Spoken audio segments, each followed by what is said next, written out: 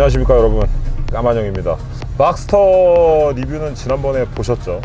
그래서 아마도 많은 분들이 카이맨과 박스터 카이맨 뚜껑이 있냐 없냐, 있고 없고 굉장히 궁금해 하실 텐데요. 박스터를 안 사고 꼭 카이맨을 사야만 하는 이유, 혹은 카이맨이 아닌 박스터를 사야 하는 이유, 이거는 타보면서 말씀드리도록 하겠습니다.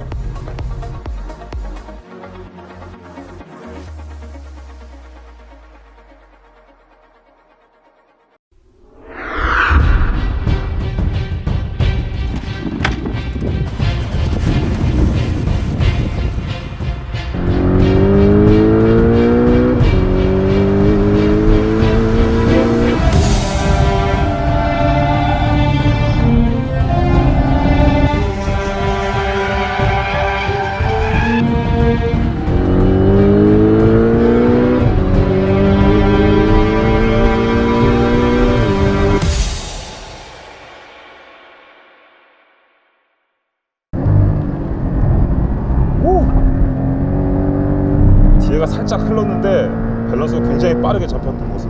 RPM은 7500 리밋 컷입니다. 고정되고요. 제가 변속을 해줘야지만 변속이 됩니다.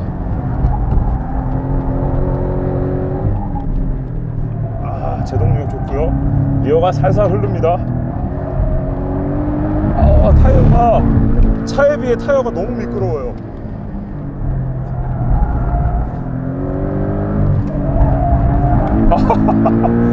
카트 타는 것 같아요. 카트. 차가 날아간다.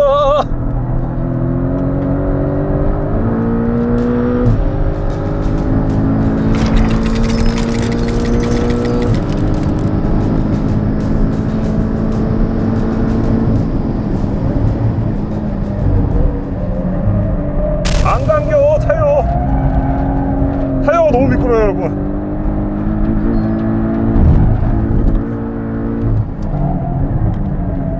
우와.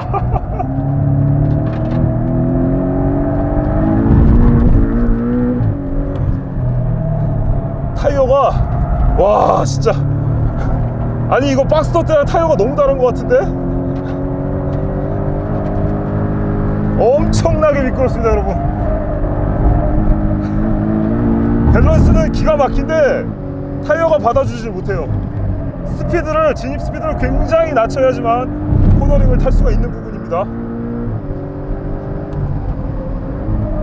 우와, 어디까지 가냐. 기록이 생각보다 많이 안 나올 것 같습니다.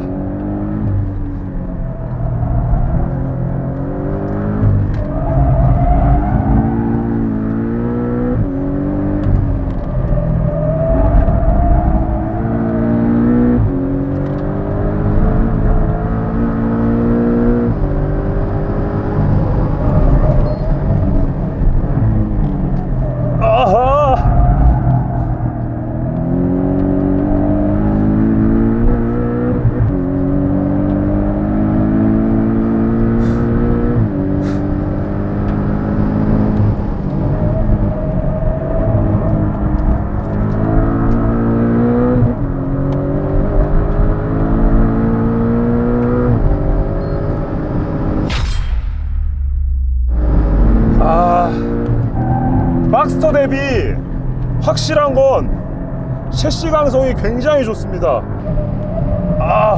이게 지금 제동 능력 때문에 자꾸 밀리고 이러는 게 아니에요 여러분. 타이어가 굉장히 떨어져요 지금.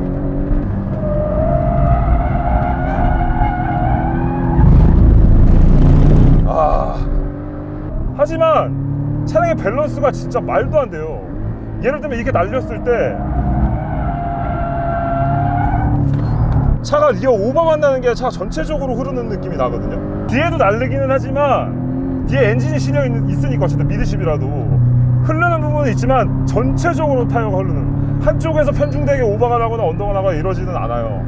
일단은 이 미드십 방식으로, 물론 정비성이나 이런 거는 굉장히 불편하긴 하겠지만은, 이 미드십, 내 등 뒤에서 차를 누가 등에서 날 미는 느낌. 자, 안정적으로 등을 딱 밀어주는 느낌이 난다는 거죠.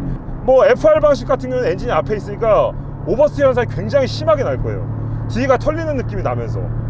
그리고 반대로 RR 방식 같은 경우에는 물론 가속을 하면서 힘을 더 안정감을 줄 수는 있겠지만은 프론트 쪽에 앞쪽 바퀴가 떠버린다는 거거든요. 앞쪽 바퀴가 떠버리면 프론트 쪽에 그립을 잃을 수밖에 없어요. 그러면은 내가 가속을 하고 나면서 내 조향하는 스티어링이 잘 먹지가 않는 거거든요. 하지만 이 미드십의 가장 큰 장점은 뭐 아까 보여줬던 그런 부분이었던 거죠. 차가 가지고 있는 전체적인 능력, 이 녀석이 가진 능력은 대단합니다, 진짜로. 그리고 조향했을 때 차 밸런스 잡는 것도 미드십이어서 진짜 카트 타다가 이 조그만한 차 카트 날아가면 툭 잡으면 잡히는 약간 그런 느낌이에요. 그래서 잡는 것도 바쁘기는 하지만, 타이어가 미끄러서 막 계속 날아가서 바쁘기는 하지만 굉장히 빠르게 밸런스가 바로 잡혀간다는 거, 그 부분이 굉장히 인상적이네요. 전자장비가 온을 한 상태로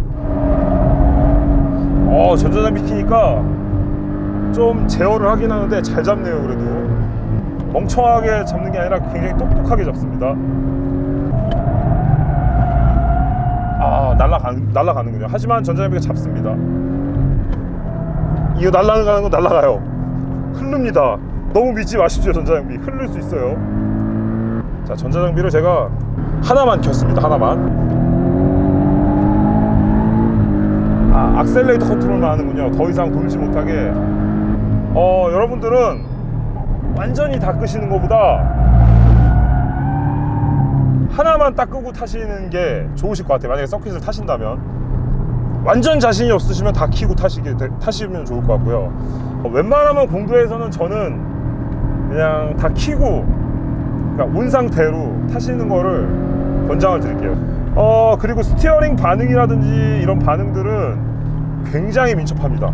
이렇게요. 되게 잘 먹어요. 그러니까 이 미드십이 가지고 있는 장점들이 이 스티어링에까지도 전달이 돼요.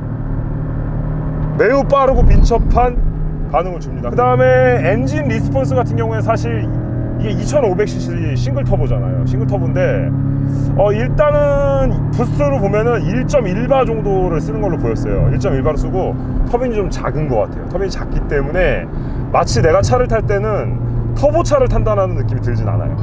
NA차를 탄다는 느낌이 굉장히 많이 드는 부분이 있습니다. 그리고 PDK 미션은 서킷에서만 이 감각적으로만 얘기를 하면은 반응 속도라든지 이런 것들은 뭐 제가 전혀 답답한 부분이 없었어요.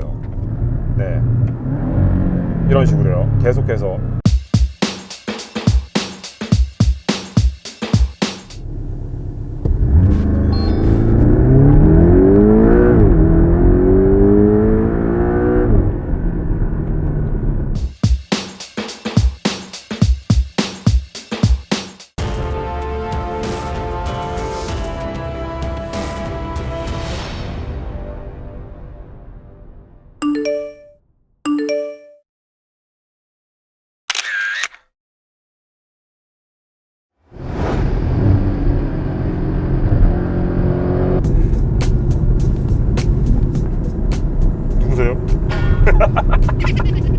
네, 수평대항 엔진, 스바루의 자존심 뭐. 그래서 차는 수평대항이지 뭐 맨날 말하는 20풀 옆에 태웠습니다. 네, 안녕하십니까. 설명 좀 드려. 턱박스 엔진은 무게 밸런스가 굉장히 좋고 이제 하중을 많이 밑으로 깔고 가니까 위에 이제 얘는 엔진이 뒤에 있어도 위에 이제 공간이 많이 남잖아. 그러니까 트렁크 공간도 활용할 수가 있고 그런 장점이 있지. 설계는 굉장히 오래된 엔진인데 지금은 완성도가 많이 높은 것 같아요. 첫 시동 이렇게 보면은 가랑 하잖아.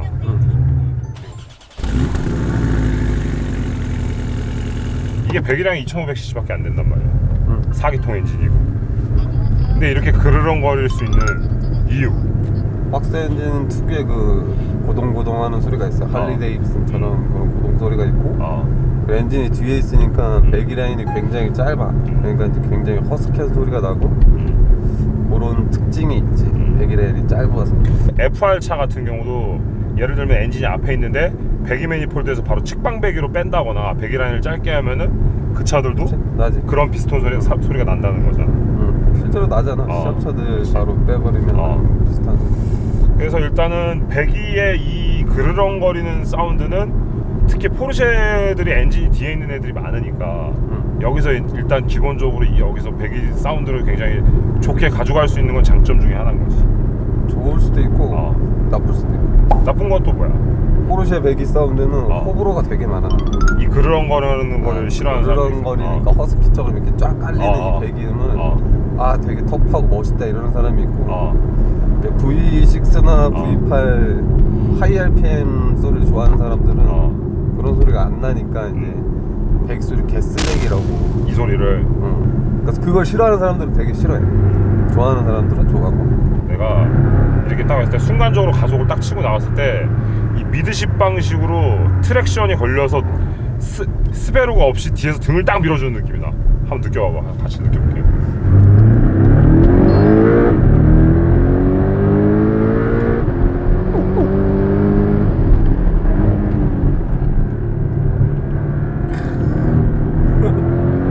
어때? 이런 게 엔진이야.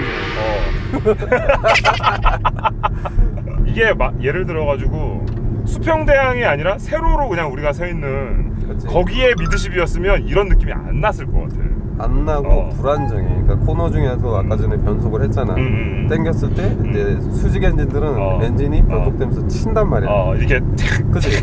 그게 이제 차의 모션에 개입을 해. 트랙션 자체를 잠깐 놓치게 만들거나 그 이질적인 느낌을 주거든. 얘는 수평대항으로 딱 해놓으니까 변속을 해도 전혀 그런 트랙션을 못 찾게 방해하는 그런 요소가 전혀 없어.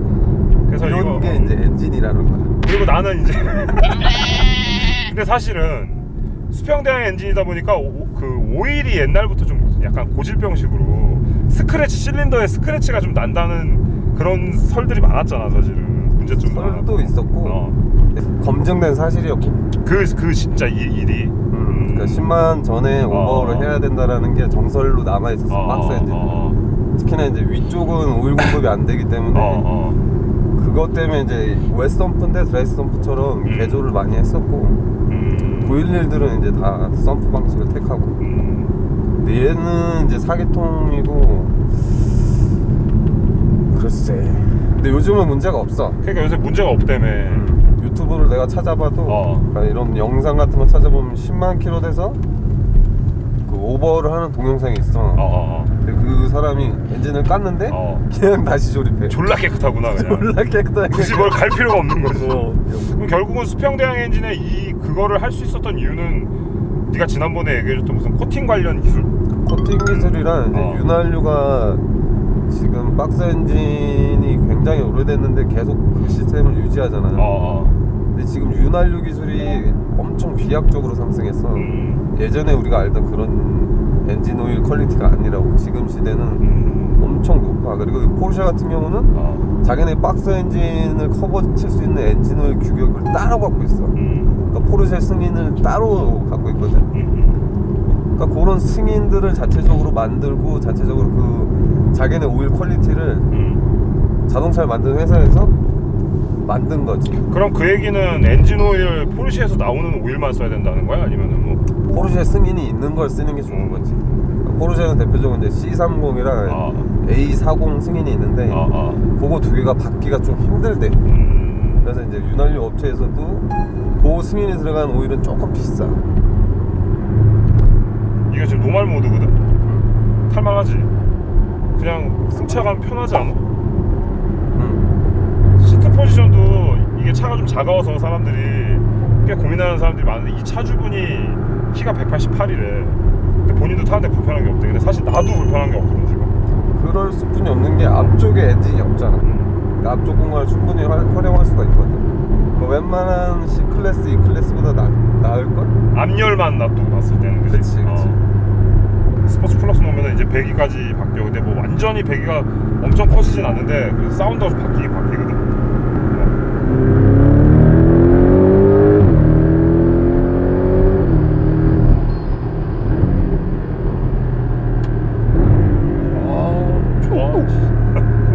진짜 이게 사기통에서 나오는 엔진음이라고 아 그러니까 상상이 안 될 정도로 좋은. 그러니까 내가 지금 이게 사기통인데 어떻게 이런 소리가 나냐 이거지.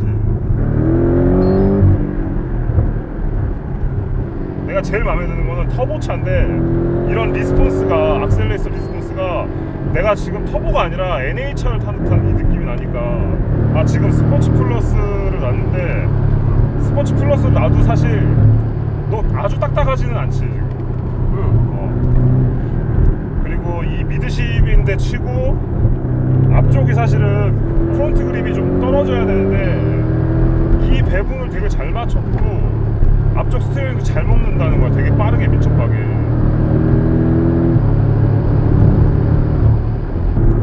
터보렉이 없는 거는 그 터보 매니폴더를 상당히 길게 가져가면 터보렉이 없거든. 렉이 지금 아예 안 느껴져. 부스트 집이 1.1바스거든 지금. 우리나라에서도 왜 드래그 하시는 분들이 터빈을 엄청 큰 걸 돌리기 위해서 배기 매니폴드 배기 매니폴더를 전판 낼까지 쭉 빼거든. 최대한 길게 빼는구나. 그러니까 배기 매니가 길면 길수록 그 터보렉을 줄이는 효과가 있어. 그리고 거기에 얘가 듀얼 스크롤이란 말이야. 트윈 스크롤. 그러니까 트윈 스크롤에 매니폴더를 상당히 길게 가져가니까 그러니까 박스 엔진이라 어쩔 수 없이 길게 가져갈 수뿐이 없는데 그게 장점이 되는 거지. 터보 렉을 줄이는 현상까지.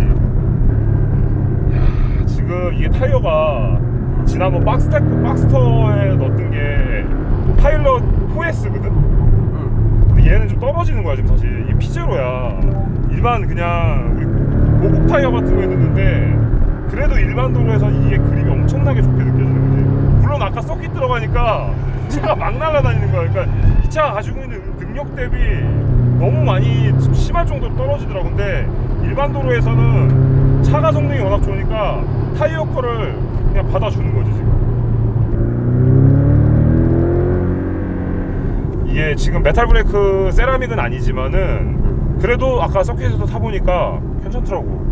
이 정도면은 충분하더라고. 그래서 데일리로 타기에는 세라믹이 조금 부담되지. 그렇지. 가격도 비싸고. 근데 잘 안 따라 세라믹은 닳질 않아서 그러니까. 그렇게 부담은 안 될 텐데 처음 그 옵션을 넣을 때 부담되는 거랑 나중에 교체할 때. 나중에 교체할 때랑 그리고 이제 알잖아. 맹간시에 그렇지. 안 되지 않지.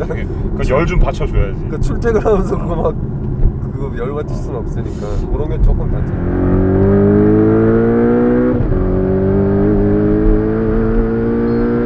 기아 단수를 보면은 2단까지 거의 100km까지 쓰게 돼 있어. 제로백을 빨리 끊기 위해서. 그러니까 슈퍼카의 평가 기준이 야 제로백 얼마야?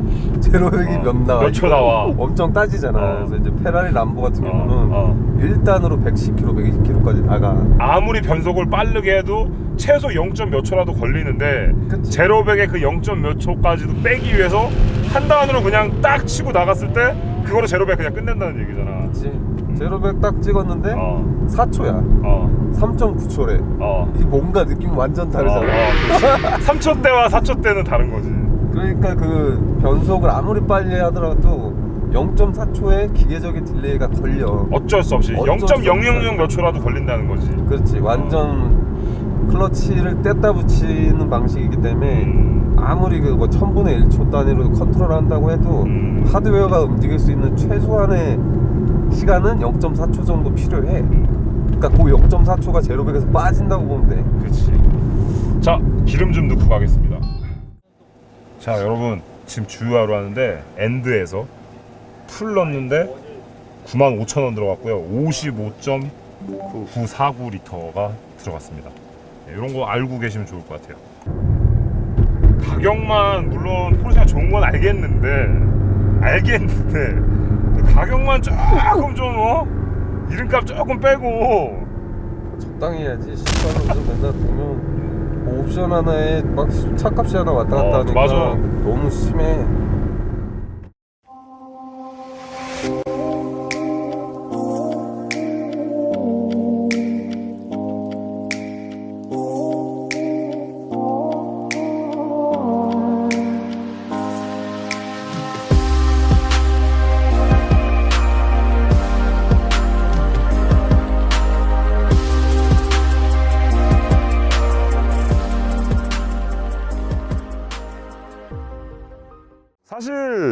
이 차량하고 비교될 만한 차들이 뭐 되게 여러 종류로 다양해요. BMW 뭐 G4가 얘기도 나오고요. 뭐 가격은 좀 차이가 나지만 뭐 BMW M2를 얘기하는 경우도 있고요. 사실 이 차량 같은 경우에는 다른 비교 차종들하고는 조금은 격이 좀 차이가 나는 부분이 있어요. 이 미드십만이 가지고 있는 장점들이 있기 때문에 좀 비교하기가 힘든 부분이 있거든요. 이렇게 말씀드리고 싶어요. 그냥 미드십의 순수 유전자로 만들어진 녀석, 어떻게 보면 포르쉐가 가지고 있는 밸런스의 깨짐 현상. 누군가는 다들 이렇게 얘기해요.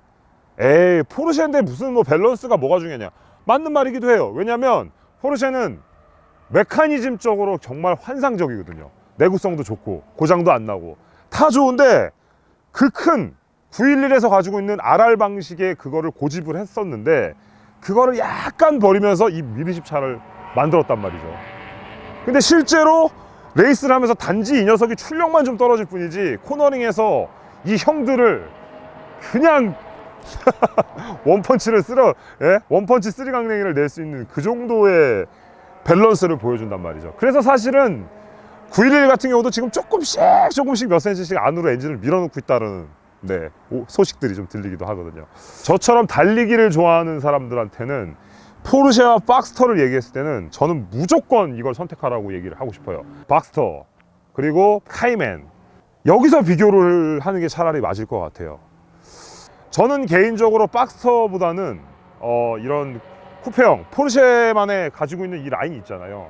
굉장히 개구리같이 생긴 이 라인, 작은 느낌이긴 하지만 이렇게 라인이 떨어지는 거, 이건 박스터에서는 가질 수 없는 느낌입니다. 박스터 같은 경우는 여기서 바로 뚝 끊기는 느낌인데, 얘는 이렇게 뒤로 유선형으로 쫙 빠지고 윙이 또 올라오면서, 그리고 엉덩이 팬더 쪽이 뭔가 박스터와는 뭔가 다른 듯한, 사실 뚜껑이 있고 없고의 차이긴 한데 디자인적으로도 굉장히 다른 느낌을 많이 주거든요. 자, 그리고 이 박스터에서는 못 가지고 있는, 뚜껑이 열리니까 뒤쪽에 있는 트렁크 공간이 굉장히 좁거든요. 근데 하지만 오픈 에어링을 하지 않음으로 인해서 뒤쪽이 거의 골프백 하나가 들어갈 정도로 트렁크도 넓은 부분도 있습니다.